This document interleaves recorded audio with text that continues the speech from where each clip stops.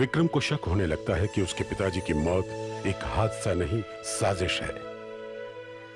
वो रघुनाथ से जवाब मांगने ऑफिस पहुंचता है। रघुनाथ उसे चेयरमैन की कुर्सी पर बिठाता है। माई के कहने पर विक्रम कारोबार में ध्यान देने की ठान लेता है। विक्रम में यह बदलाव देखकर रघुनाथ कृष्णकांत के साथ मिलकर अगली चाल चलने की तैयारी करता है।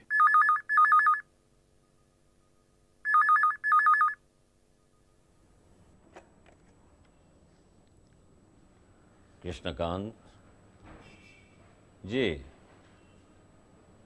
जी पंडित जी, मैं बात करने की कोशिश करूंगा।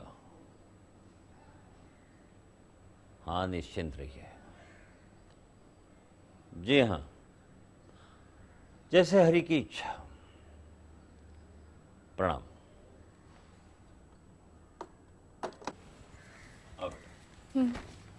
किसका फोन था? अपने पंडित जी का। सुबह सुबह अजीब उलझन में फंसा डाला उन्होंने। क्या कह रहे थे? कह रहे थे विक्रम के लिए लड़की देख रखी है, ब्याह रचाओ, जिम्मेदारियां बढ़ जाएगी तो सब कुछ अपने आप ठीक हो जाएगा। ए, क्या कर रही है बेटा?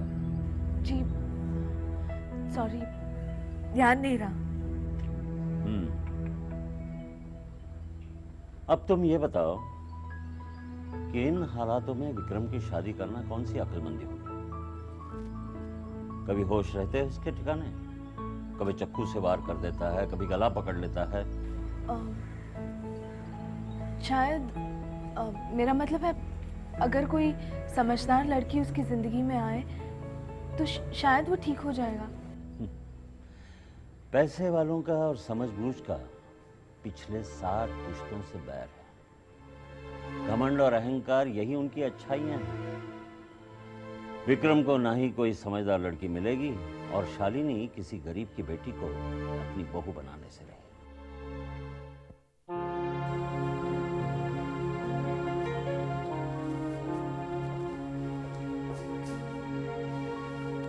आरती का अपमान नहीं करते बेटे, प्रणाम करो और आशीर्वाद लो।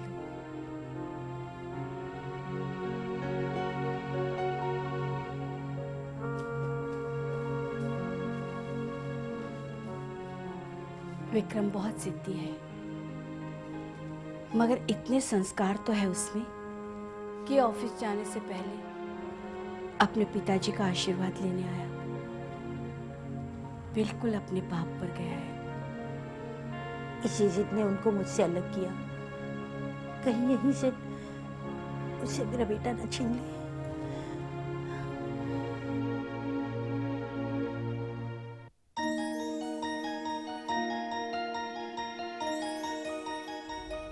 आपका मतलब है डैड, मम्मी जो एक बार गराज आई वो फिर आती नहीं, लगातार बार बार?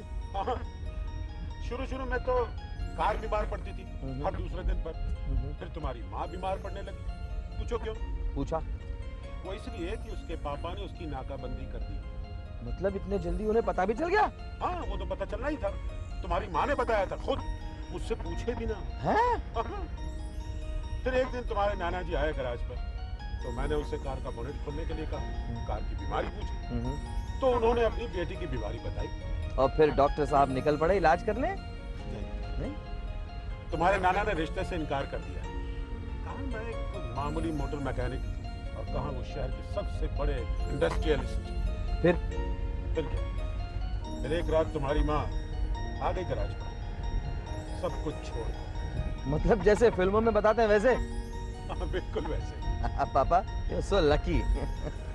बेटा, जिंदगी के कारोबार में हर उधार चुकाया जा सकता है, मगर औरत के प्यार, उसकी ममता का उधार कभी नहीं चुकाया जा सकता, किसी भी कीमत पर नहीं। आपकी ये बात सुनकर मैंने एक फैसला कर लिया। क्या? कि अगर किसी अच्छी लड़की से शादी करनी हो तो सबसे पहले गराज खोलो।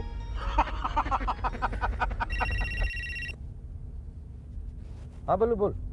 हाँ हेलो विक्रम, आज मैं ज़रा देर से आऊँगा। सब ठीक तो है? हाँ, ऐसी कोई बात नहीं है, बस ज़रा घर की साफ सफाई करनी थी। कब तक ये सब कुछ करता रहेगा? चल तेरी बारात निकालते हैं। तू तो ऐसे बात कर रहा है जैसे कार का नया मॉडल निकाल रहा है। अच्छा सुन, मैंने गुप्ते को फोन किया था, तो तुमसे मिलने ऑफिस आएगा। कह रहा था कोई जरूरी इंफॉर्मेशन मिली है। मुझे नहीं पता कि इस इंफॉर्मेशन में कितना दम है, लेकिन वर्कर्स के ग्रुप में चर्चा है कि यशवंत राव नाम का एक मैकेनिक गजेंद्र नाथ जी के हादसे के बाद में गायब है।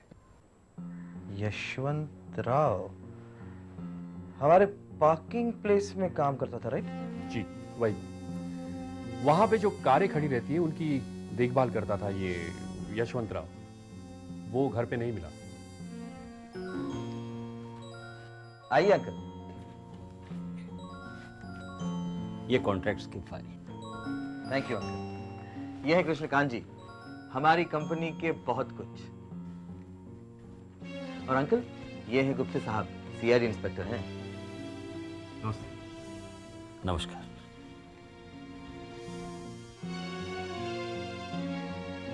वर्कर्स में ये भी चर्चा है कि आपने गुस्से में आकर कुछ डॉक्यूमेंट्स जलाए। व्हाट? ये सब तुम्हारी जिद और लापरवाही का नतीजा है। मना किया था ना मैंने तुम्हें कि रात भर पढ़ाई मत करो मत करो मत करो, लेकिन मेरी बात सुनता ही कौन है? नाउ सफर। 2 हफ्ते बाद हमारे एग्जाम्स है और अपने आप को देखो, खड़े रहने की ताकत भी नहीं है तुम में। हाँ हाय, हाँ हाय।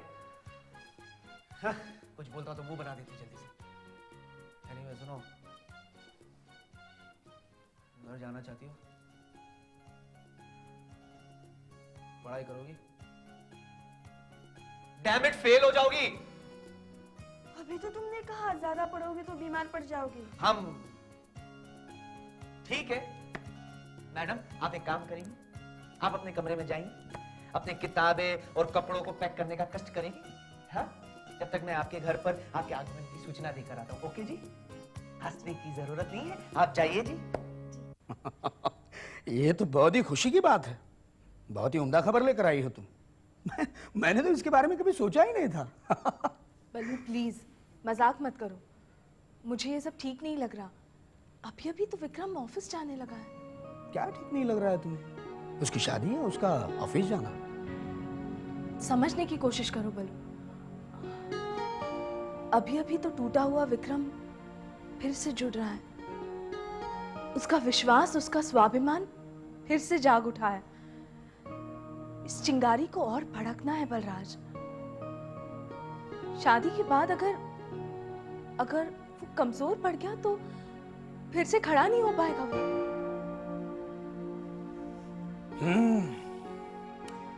बिल्कुल सही कह रही हो तुम। उसके लिए ऐसी लड़की ढूंढनी होगी जो उसे सहारा दे सके, उसका हौसला, उसका विश्वास दुगना कर सके। बल्लू, इस वक्त विक्रम की शादी इतनी जरूरी है? नहीं, इस वक्त तो हरगिज नहीं। आशु, विक्रम के लिए जो तड़प, उसे सहारा देने की जो तड़प तुम्हारे दिल में है, उसे मजबूत बनाने की जो ईर्ष्या तुम्हारे मन में है, शायद ही मुझ में भी होगी। बल्लू, मैं तो... आशु, तुम कौन हो, क्या चाहती हो, क्या सोच रही हो, ये मैं अच्छी तरह समझ सकता हूं। हमें और इंतजार करना है आशु। हम मजबूर हैं। हम बोल तो सकते हैं, मगर हमारी सुनने वाला कोई भी नहीं है। I just hope ये इंतजार बहुत लंबा ना हो। हम लोग घड़ी की सुइयां तो नहीं है जो ये बात तय कर सके। यशवंत राव नाम के वर्कर के सारी डिटेल्स चाहिए मुझे। मतलब वो पहले कहाँ काम करता था, यहाँ कब उसने काम शुरू किया, उसके सारे certificates, papers. Is that clear? Mister Vikram, ये सारी इंक्वायरी अनऑफिशियल हो रही है। अगर मुझे ऊपर से पावर्स मिले तो मैं सबको लाइन में खड़ा कर दूंगा। मेरी कमिश्नर साहब से बात होने वाली है। वैसे गुप्ता साहब, उस इंस्पेक्टर के बारे में कोई जानकारी हुई? आपके पिताजी के मौत के वक्त इस एरिया का जो इंस्पेक्टर था वो और कंपनी का वकील दोनों गायब हैं। आप जरा आपके दिमाग पे जोर डाल के ये याद करने की कोशिश कीजिए उस मोटरसाइकिल वाले के बारे में। उसका हुलिया, मोटरसाइकिल का नंबर, कुछ भी। यही प्रॉब्लम मैं हर जगह फेस कर रहा हूँ गुप्ते साहब। यहाँ हर कोई नकाब ओढ़े मेरे इर्द गिर्द घूम रहा है। कोई रिश्तों का, कोई वफादारी का। उसे कहो अपना दिल बहलाने के लिए कहीं और जाया करे, हमारे ऑफिस में आने की जरूरत नहीं है। देखिए, मैं मिनिस्टर साहब का पीए हूं, कोई क्राइम ब्रांच का कमिश्नर तो नहीं हूं। आप लोग कौन हैं, क्या कर सकते हैं, हम बखूबी जानते हैं। देखो विक्रम साहब कमजोर दिल के आदमी हैं, उम्र में भी कच्चे हैं। हम लोग उन्हें नहीं संभालेंगे तो कौन संभालेगा? ठीक है, मैं उसे ऑफिशियली रोकने की कोशिश करता हूं। कोशिश मत करो, जो करना है कर डालो, ऑफिशियली अनऑफिशियली। ठीक है, अब आप चाहे वैसा ही होगा। क्या नाम बताया आपने उसका? आदित्य गुप्ते। अगर आपने वो डॉक्यूमेंट्स नहीं चलाए और फिर भी वो डॉक्यूमेंट्स फाइल से गायब है, तो मैं आपको यकीन दिलाता हूं कि मैं इस राज का पर्दाफाश करके ही रहूंगा, ऑफिशियली या अनऑफिशियली।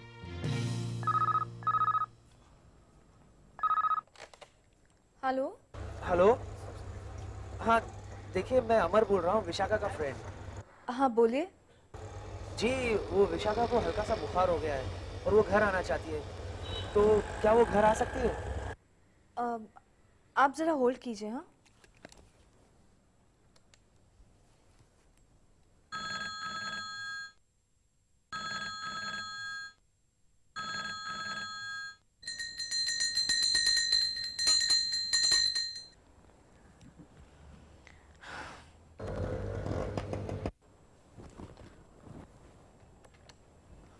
हेलो जी। क्या आप 10 मिनट बाद फ़ोन कर सकते हैं?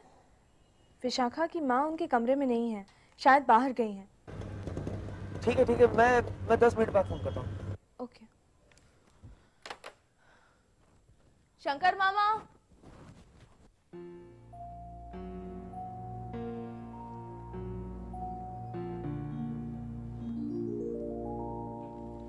इस उम्र में इतनी टेंशन अच्छी नहीं कृष्णकांत। अगर तुम नहीं रहे तो हमारी नैया पार कौन करेगा? हम अपना वफादार आदमी खोना नहीं चाहते।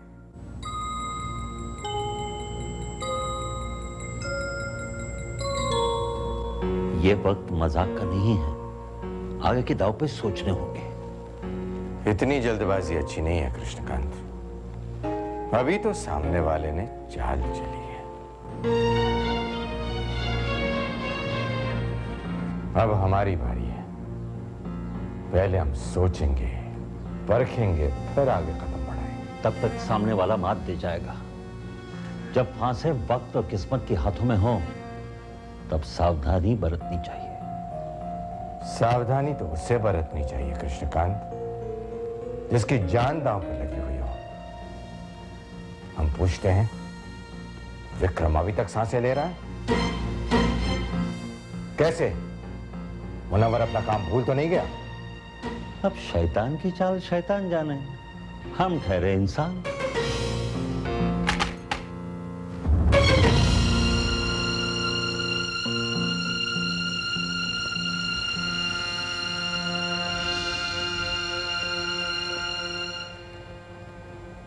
कौन था?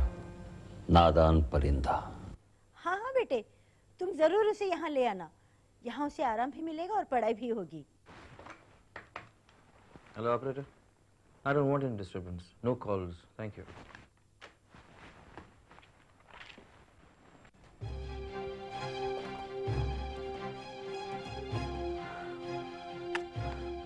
तुम यकीन नहीं, वो लोग कुछ ऐसे ही कह रहे थे। हाँ बलराज यही कह रहे थे। Hello operator, Vikram please. मैं बलराज। Oh shit. क्या हुआ? नहीं है? नहीं है। मोबाइल ट्राई कर। वही तो कर रहा हूं। लग गया? एक मिनट। तुम जानती हो अगर ये सब झूठ साबित हुआ तो हमारी हालत क्या होगी? और अगर सच साबित हो गया तो? लग गया क्या? मोबाइल भी बंद है। ओह गॉड, अब क्या करें? ऑफिशियल सर्कस देखी है कभी? जी? बचपन में देखी है। उसमें काम करने वाले जानवर जब बूढ़े हो जाते हैं या फिर इशारों पर काम करना छोड़ देते हैं तो जानते हो उनके साथ क्या किया जाता है? मैं कुछ समझा नहीं। रास्ते पर छोड़ दिया जाता है या फिर गोली से मार दिया जाता है। जी? विक्रम ने अगर डेरा जमा दिया तो हम सबको सर्कस खोलनी पड़ेगी। उसकी नौबत नहीं आएगी। मैंने जो जाल उसके लिए बुना है उससे उसका बचना बहुत ही मुश्किल है। मुझे डर सिर्फ एक ही बात का है, अगर उसने मेरे साथ आने से इनकार कर दिया तो मेरा सारा प्लान चौपट हो जाएगा। आप कुछ कहते क्यों नहीं?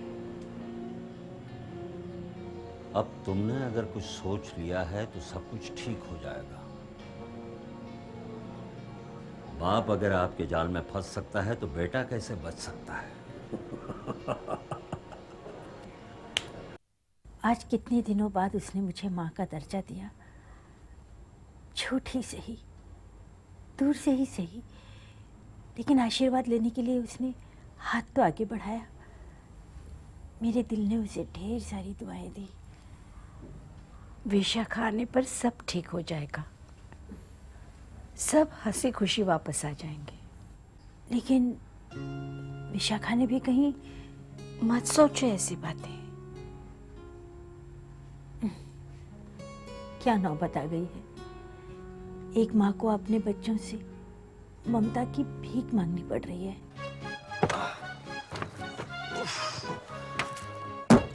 थैंक्स टॉम, तेरी गाड़ी को लौटा दूंगा। चलो ना। हाँ चलो चलो, let's go come on come.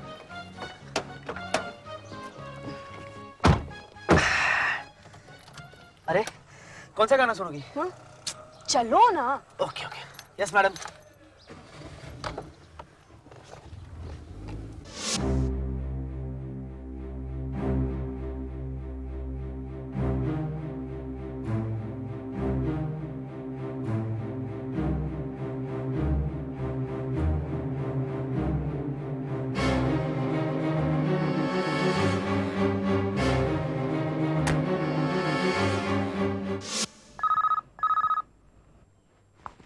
I told you no more.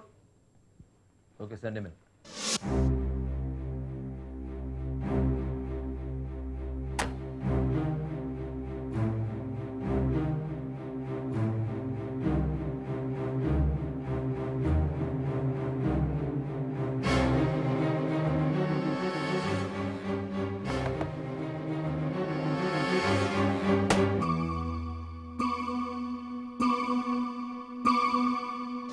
सलाम सेठ।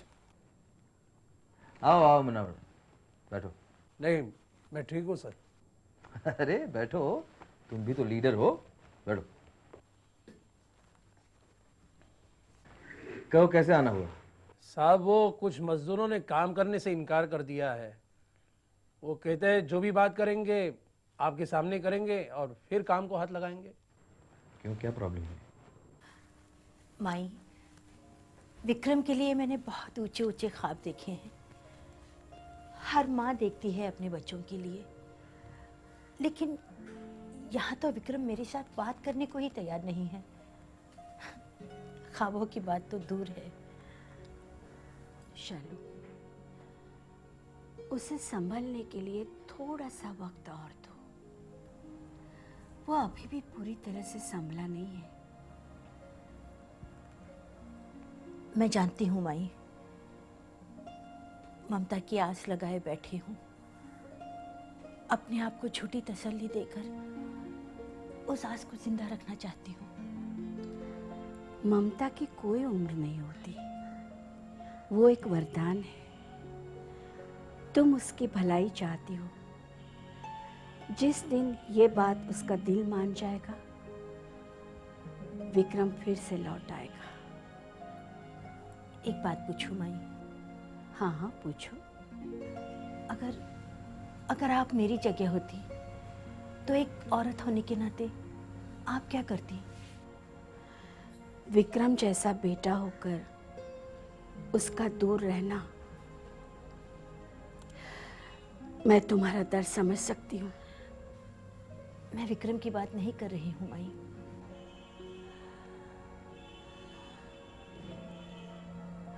शालू, मैं कैसे कहूँ? कुछ फैसले बहुत ही अपने होते हैं। अपनी मजबूरी दूसरा समझे, ये उम्मीद रखना भी बेवकूफ़ी है। Why not? अगर मेरे मिलने से सब कुछ ठीक हो जाता है तो मुझे क्या एतराज हो सकता है, लेकिन जब तक मुझे पापा का वो आखिरी कॉन्ट्रैक्ट नहीं मिल जाता, वही जो मैनेजमेंट और यूनियन के बीच में हुआ था, हा? जब तक मुझे वो कॉन्ट्रैक्ट नहीं मिल जाता या फिर उसकी कोई कॉपी नहीं मिल जाती, तब तक मैं मजदूरों से कोई वादा नहीं कर सकता। हा? ठीक है सर, चलें?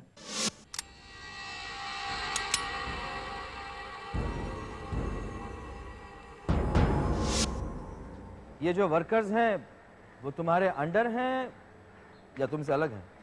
अब अलग क्या और अंडर क्या सर, यूनियन के लिए वर्कर्स के प्रॉब्लम्स तो सिर्फ प्रॉब्लम्स ही है ना सर। यशवंत राव नाम के किसी वर्कर को जानते हो तुम?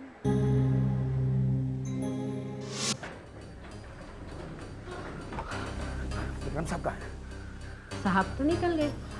अकेले थे? नहीं, मुनव्वर साथ थे। कम कम कम।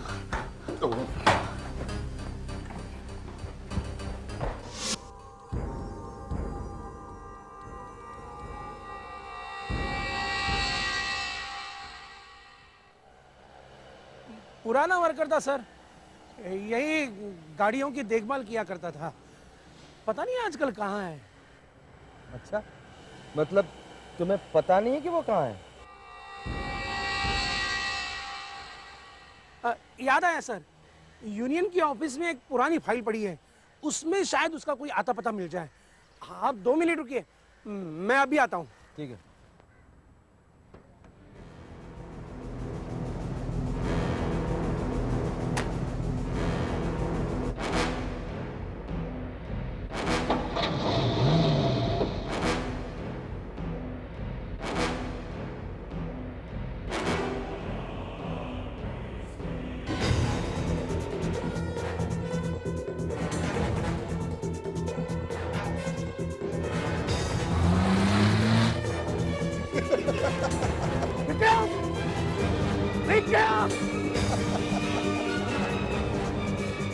भागो!